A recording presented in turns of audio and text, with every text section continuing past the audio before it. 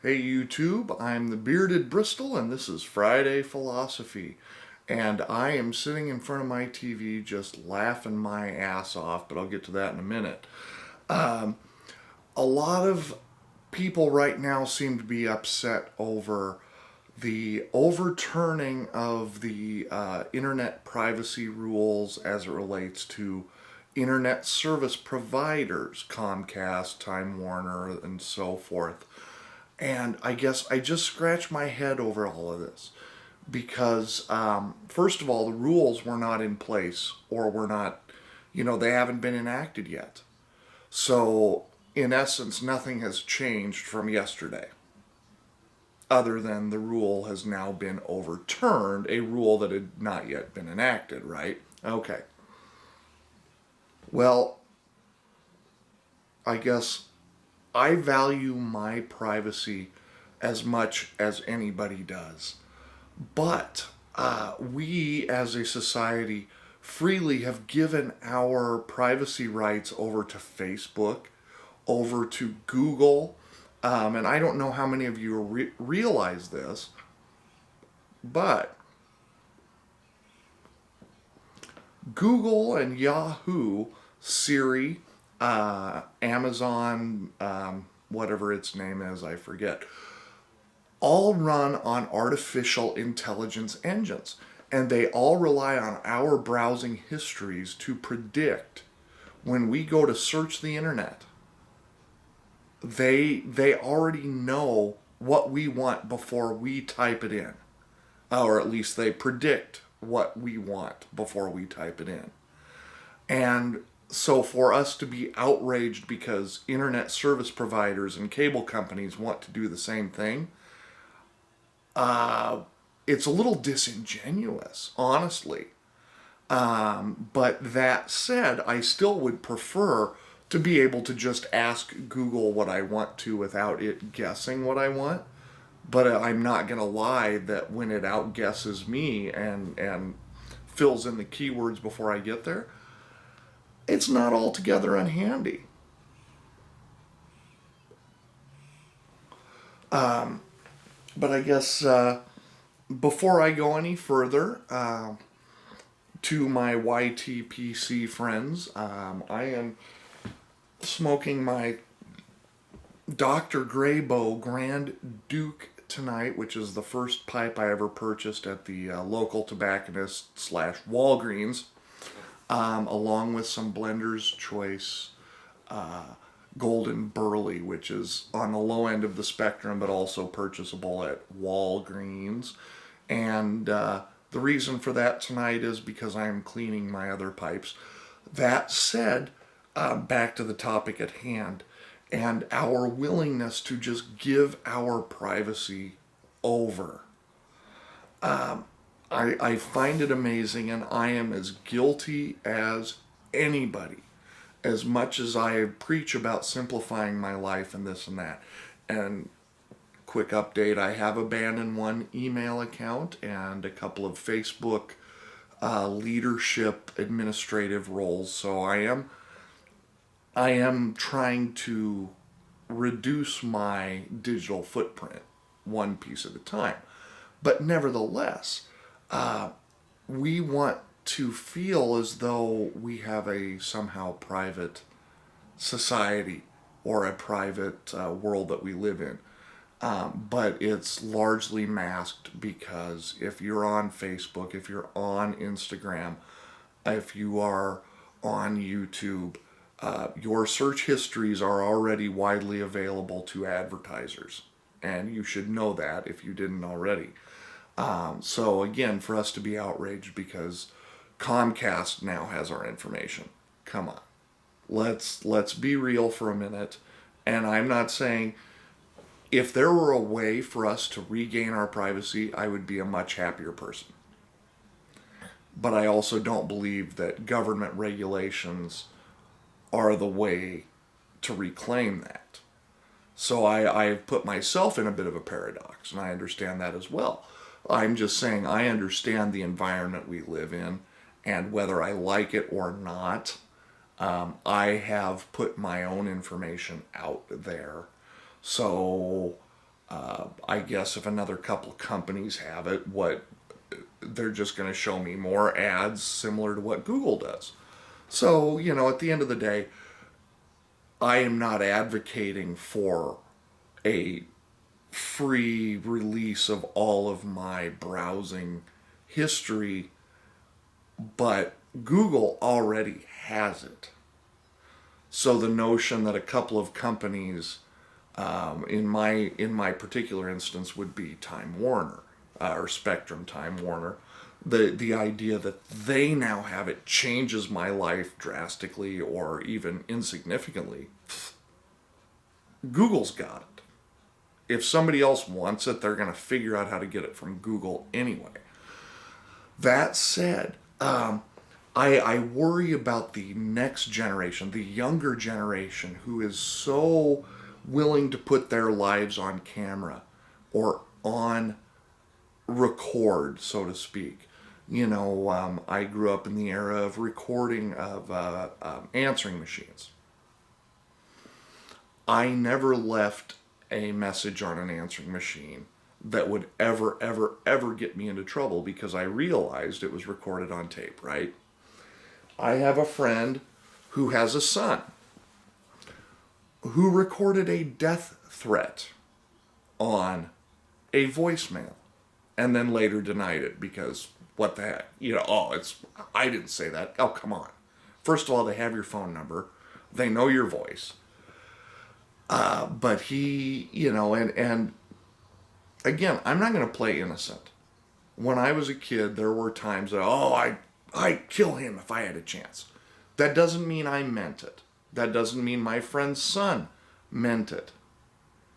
But me saying something in passing versus him saying something on a recorded media are two entirely different things.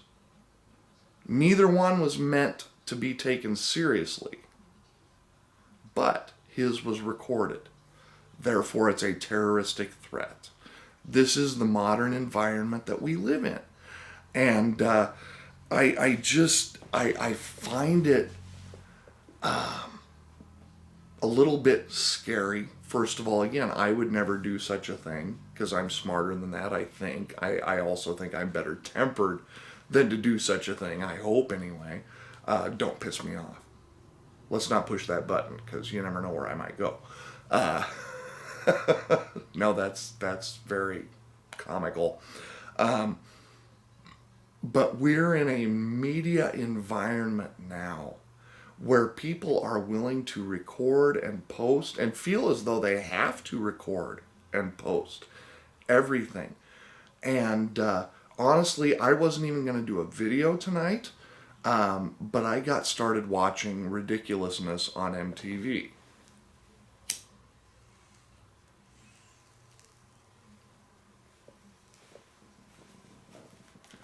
And that is my guilty pleasure.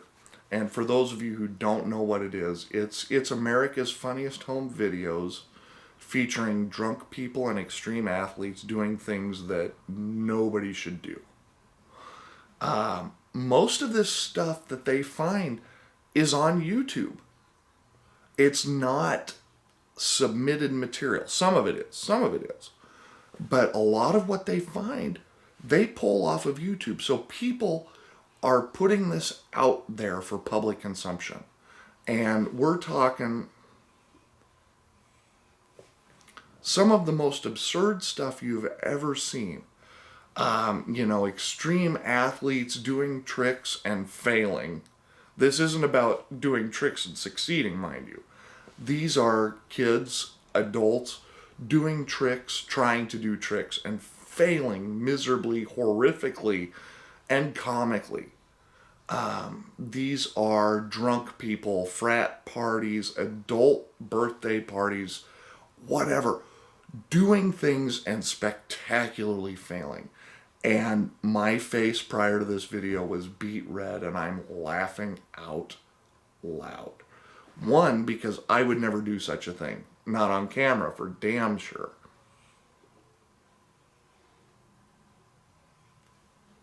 But they are funny videos. But the other laughing portion of this is because people are so crazy about 15 minutes of fame that they will put this out on behalf of their friends or even on behalf of themselves just to be featured. And it's nutty. And of course, the irony is that I'm doing this on a YouTube video, but I feel as though I'm speaking to friends. What I'm saying is not meant to go viral. If it did, whatever, but it's not going to. But what these folks are doing, what's being submitted, is meant for the purpose of thousands of people, or even theoretically millions, seeing this and laughing hysterically at it because somebody did something so outrageous or so stupid that it's worthy. And I don't want that to be my legacy. I don't want to be in that world where my legacy is me running in front of a car on a skateboard and getting plowed. Even if I didn't get hurt, oh wow, yeah, 87,000 views of me getting hit by a car. What the hell? This is what you want to be known for? How about being a teacher and teaching kids? Wouldn't that be better? How about being a personal trainer and helping people be more fit, more healthy? Pick your anything. Being a ditch digger and helping with the irrigation or the water flow. There's any number, well, every occupation is more noteworthy than running your crotch into a rail off of a skateboard. It may not make you more famous, but at the end of the day, I would rather be known for doing something good than for something stupid. And just to further reinforce that for my YTPC friends, if you're familiar with Matches 860, if you aren't, you damn sure ought to be. What would his stories be like if he was showing live video? I don't think they'd be nearly as entertaining. They wouldn't be nearly as interesting because we all use our imaginations to put ourselves in his world as he tells his stories from his youth, or his adulthood or whatever. And the same thing goes with me. I once stole a van. And I have classmates that can confirm that, because 3 of them were with me. I could tell you that story in very vivid color and very vivid history, and some night I will. But the point is, if I could show you the video, you could go to YouTube and watch this video and, oh, ha, ha, ha. You know what? It's not nearly as interesting as the retelling of the sights and sounds that go around it. And I just think it's interesting now in this modern era, even as I sit and laugh at other people's follies, that we are so willing to just put our lives on camera and just put it out there for everybody to see. I'm not that person.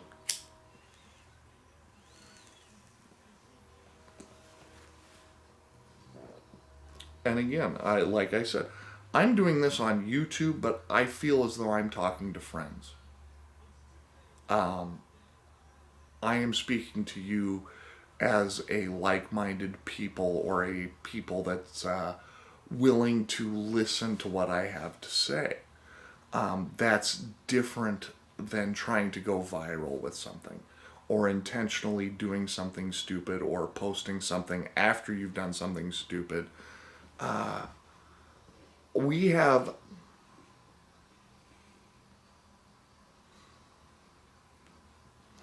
a lifetime of histories and stories that we can tell, and they may get exaggerated over time. I think we all understand what that is too. But I just think there's a value for us to not record every minute of our lives. Tonight, I went out to my local bar. I had a great time talking with friends. And I did even maybe a little bit of singing with somebody else, and not drunk singing. I'm not anywhere near that point. But did a little duet with somebody, not karaoke, just having some fun. But I wouldn't want that recorded. It's much more fun to just have that memory inside without having it on camera. And hopefully you all understand where I'm coming from on that. Um, and maybe it's because my mom didn't take a lot of pictures of me, where I have this attitude that not everything has to be recorded. There's about an 8-year gap in my life where there's no pictures whatsoever. And suddenly, about junior prom time, where mom says, I need a picture of you by your car. Really? Really? We got to do this now? Well, it's what it is. But just take that into consideration in terms of, one, our privacy and how carefully we guard it, because we really don't.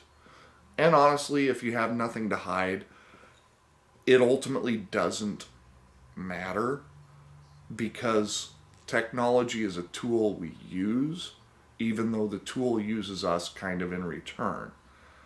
But from a secondary standpoint, the idea that sometimes memories are more valuable than pictures or video. I have so many vivid memories of high school, but not a lot of photos to back it up. And I prefer the videos or the memories that I have, because the photos or videos probably wouldn't be nearly as enriching as the memories are.